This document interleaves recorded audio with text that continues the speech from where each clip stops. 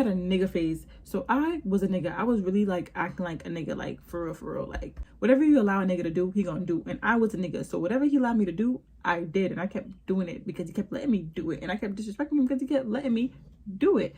So that's why I say, respect your man, because if you don't respect him, it's not giving what it's supposed to give.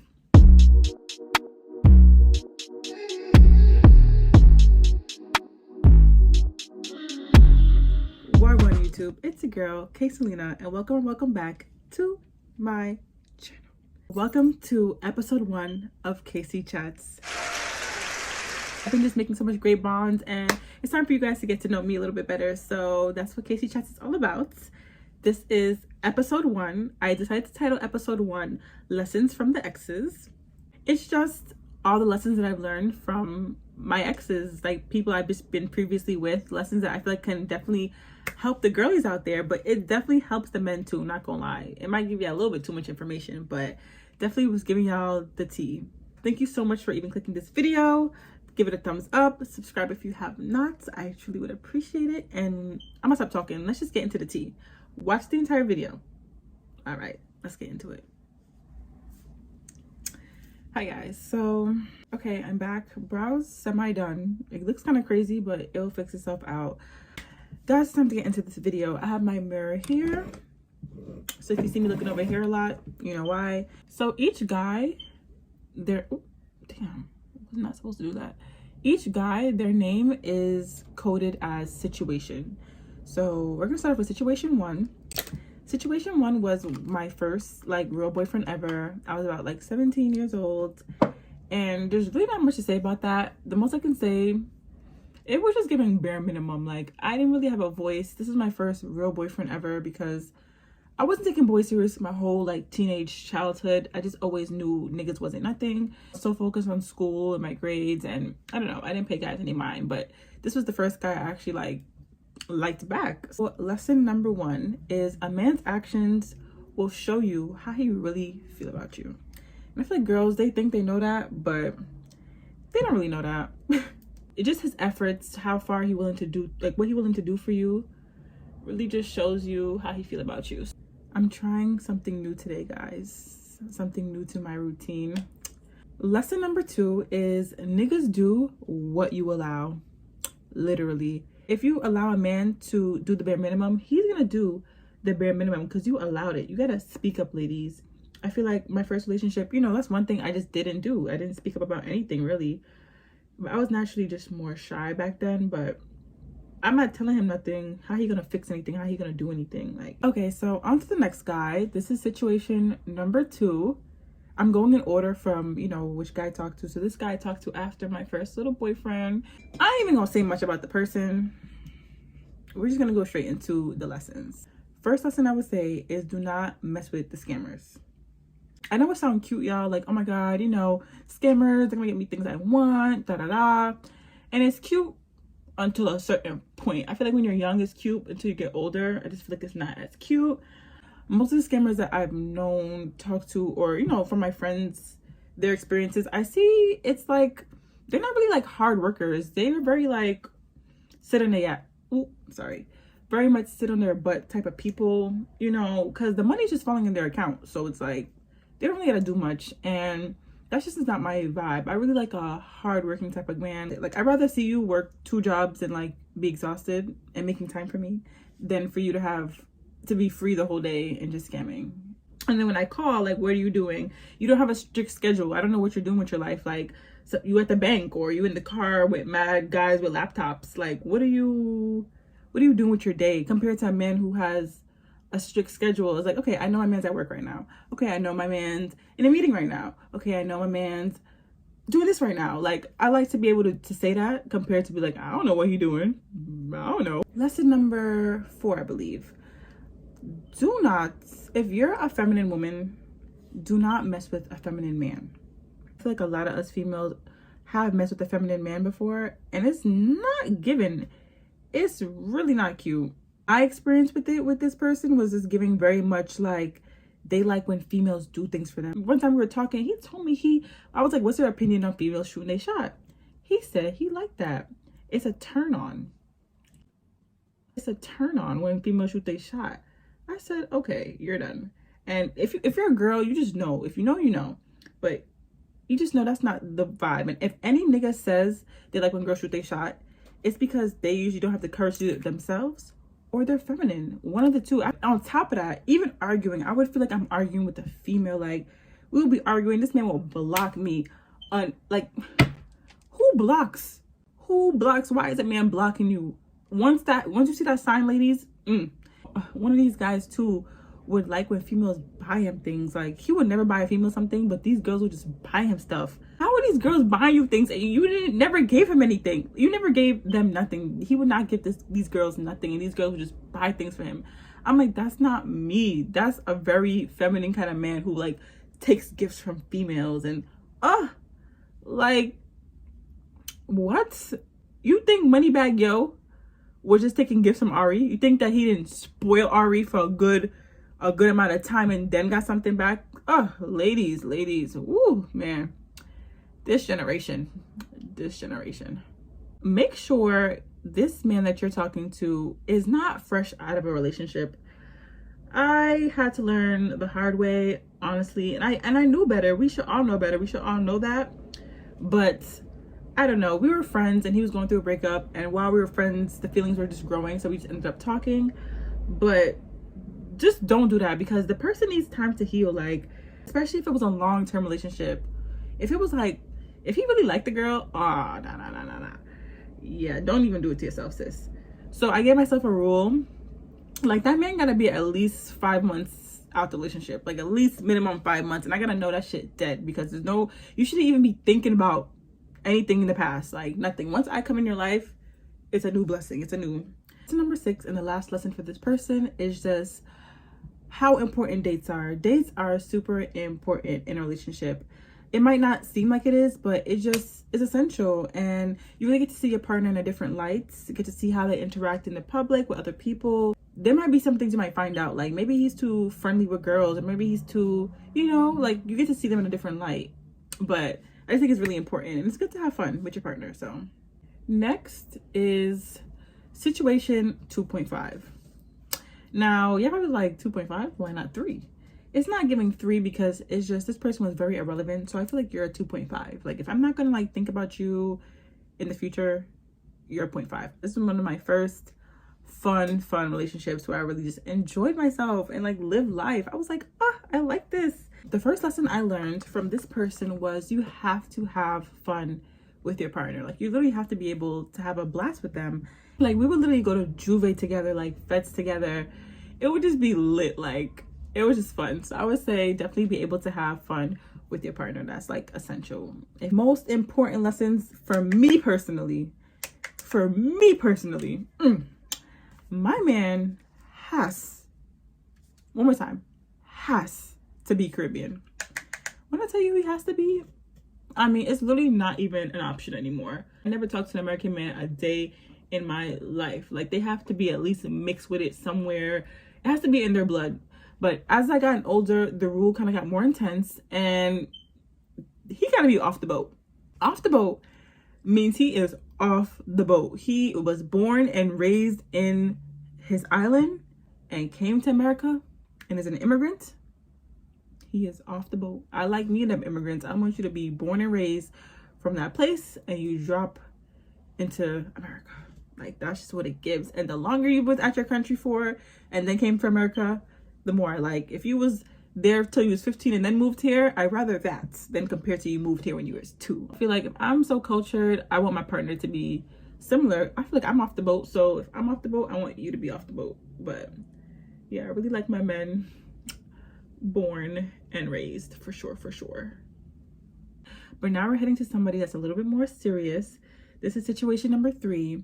This was my longest relationship I've been in thus far. It was for 3 years. That's a long time, especially when you're young. So this relationship was a little bit more deep, so I did learn a lot of lessons. Yeah, so these next 2 people have the most important lessons because they were the most serious to me thus far in life. Everybody else was everybody else. But these 2 were like, okay, yeah. I'll just give you a little backstory and then we'll get into it. Long story short, this person, as I said, it's been about 3 years of us being together. Why we broke up, not gonna lie, I just didn't have the feelings I'm supposed to have for someone I've been with that long. Like, even like the whole relationship, I just wasn't madly in love. Like, I just didn't see a future with this person. I didn't say to myself like, oh my gosh, like, you're the one, like, I want to have my babies with you, you're my everything. Like, I just want to see the future with you. Like, if I'm with someone for that long, I should be able to say those things, and just wasn't able to say them. So I realized something was wrong, and I had to dead it because I didn't want to continuously waste time. But yeah, this was a very toxic relationship, hence why it lasted so long. So lesson number 9, I believe, is to respect your man. But I did not respect him at all, and it showed. If you want a serious relationship, you have to respect your man. It's not going to work as a woman. I feel like a huge reason why I didn't respect him is because he kept allowing me to do, he just kept allowing me to disrespect him. And that was rule number 1 or 2, I believe. I had a nigga phase. So I was a nigga. I was really like acting like a nigga, like for real. Like, whatever you allow a nigga to do, he gonna do. And I was a nigga. So whatever he allowed me to do, I did. And I kept doing it because he kept letting me do it. And I kept disrespecting him because he kept letting me do it. So that's why I say, respect your man, because if you don't respect him, it's not giving what it's supposed to give. A huge way that you know that you respect your man is when you are submissive and obedient. And I kind of learned that after this relationship with the person afterwards. I really respected situation number 4. I just respected him. Like, if he told me to do something, I'm gonna do it because he just deserved it. Like, he deserved it. And I was like, whatever my man told me to do, I'm gonna do.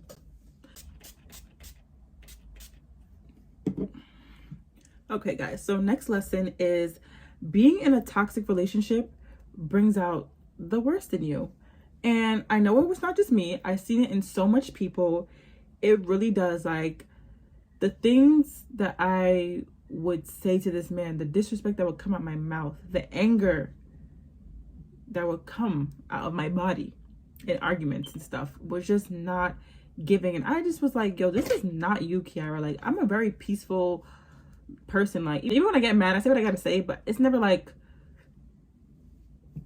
it was really giving like it was getting real toxic. And I was just like, that's not my character at all. And when someone brings you out your character, you know, this is not what it's supposed to be. It's not meant to be like this. So lesson number 11, it is very hard to leave a long-term relationship.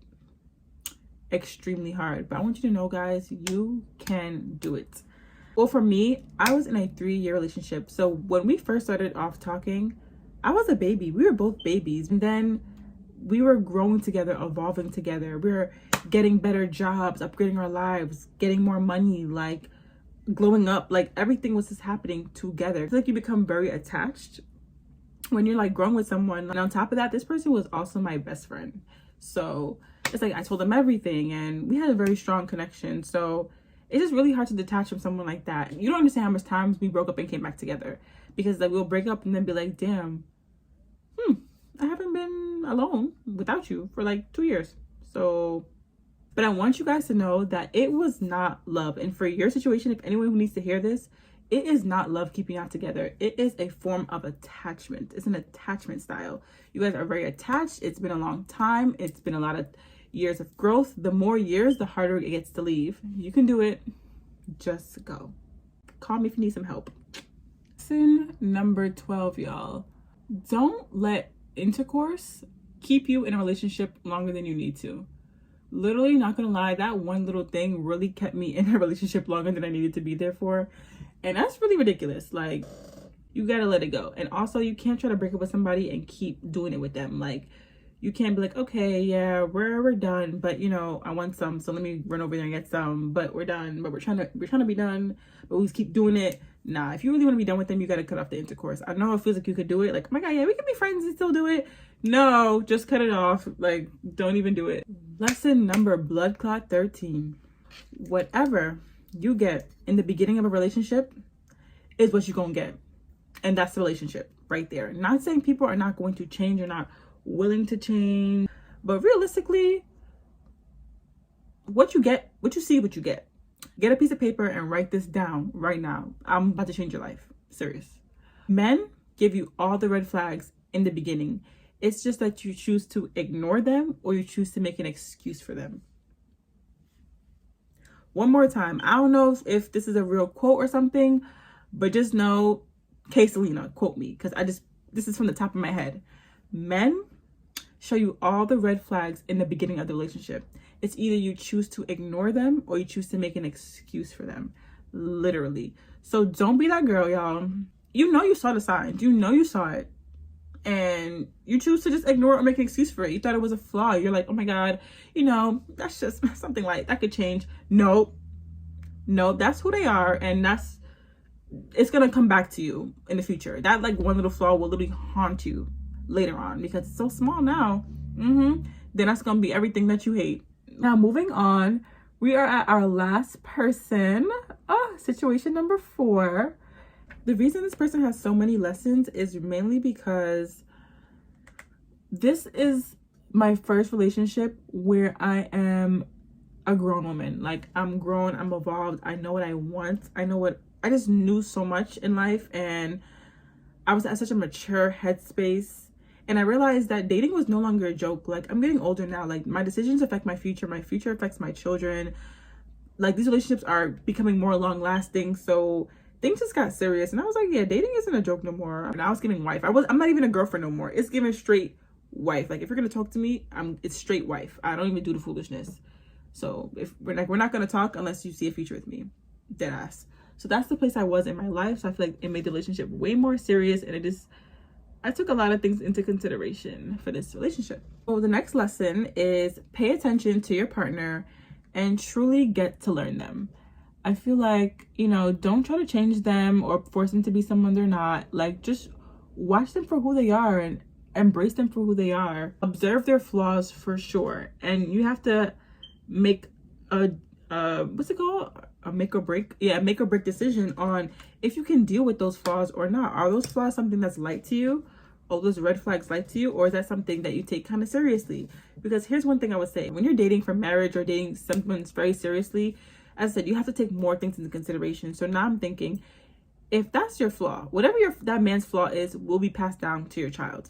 You can look at yourself and see certain flaws that you have that stem from your parents or affected you in some type of way. So whatever his flaw is will either pass down to your child or affect them in some type of way. So you have to just think about those things like, yo, can I deal with that? Next lesson is, if you both want a relationship to work, it will work. The only reason why relationships end is because one person just didn't want it as bad as the other. But if you guys both want it so bad, it will work. It's easy to move a couch when it's both y'all moving the couch. But when it's one person moving the couch, yeah, that's just hard. It's not working. And also, love is not enough. It takes a lot of work. Real relationships take a lot of work, which takes me into the next lesson. Real marriages and relationships are actually really tough. I know it seems like, oh, it's so cute, you know, these vows. Yeah, you're seeing the honeymoon phase, but half these marriages really be having problems that we don't see. I don't know if y'all saw Greenleaf, but the pastor and May, the pastor slept with May's sister, May's his wife. The pastor slept with May's sister, and May had a whole child. That child's 30 years old, and now telling everybody that the pastor's not the daddy. It be tea. These marriages be having tea. I know it sounds like that's just the movies, but real life really be juicy like that. Like, marriages have drama, and you really gotta be wanting to work through it and deal with a person for the rest of your life. So just know, shit is not always cutesy, lovey. Like, shit be getting tough. Prepare for it. Next lesson, this is really for the boss ASS females out there, is to stay on your grind while in a relationship. Relationships are very distracting. With that being said, like, do not be texting a man all day. Like, little things like that is just like, get to the bag, stay busy. When you're staying busy, shit is not hitting you. Like, I'm gonna be honest, there was a point in time where I was just like, damn, I'm really not getting enough attention from this guy because he was, you know, working a lot. And I was like, damn, like, I want some more attention. Like, I'm not really getting enough. And then I said to myself, girl, you got so much goals to chase right now. Like, I'm doing so much right now that is like, how dare I say that? How dare I want more attention from a man when I need to put attention to myself because I have a bag to chase and I have dreams to accomplish? Okay, so I would just say, be careful and don't let no man distract you. Stay busy, stay on the grind, do what you gotta do. Like, oh my gosh, I hit pan. This is my favorite highlight and I hit pan. That means, you know, you hit the bottom. Learn each other's love language.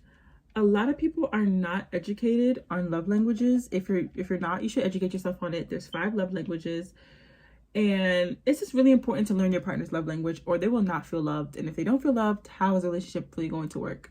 My love language is words of affirmation, and my husband's might be, let's say his love language is gift giving. If I don't buy him a gift, that man is going to be like, girl, you don't love me. Serious. And mine's a word of affirmation. So if I don't hear how amazing I am, how much you appreciate me, like just everything that a girl should hear, like you want a future with me, just reassure me, I will not feel loved. That's very important, to cater to your partner's love language. Just because you don't have the same love language as them doesn't mean you don't cater to theirs. Just because I love words of affirmation, don't mean I have to reassure them all the time. They didn't ask for that. That's not their love language. Their love language is giving gifts. So that's what I need to be doing, giving them gifts. Even though that's not mine, that's theirs. Cater to it. Lesson number 19 is to play your role. If you're a girlfriend, keep that girlfriend role and do not be playing wifey. Because literally, if you think about it, why would a man need to marry you if you're literally giving him wifey already? Like, what's the purpose? What's the reason to marry you if you're literally giving wifey already? I know me, I could do so much more, but I'm not gonna give myself like that, because unless I got a ring on my finger, and not gonna lie, I believe in promise rings. So even if I got a little promise ring, at least I know we locked in, like at least a little something. But if I'm a girlfriend, I can't give you my all. Sorry, babes.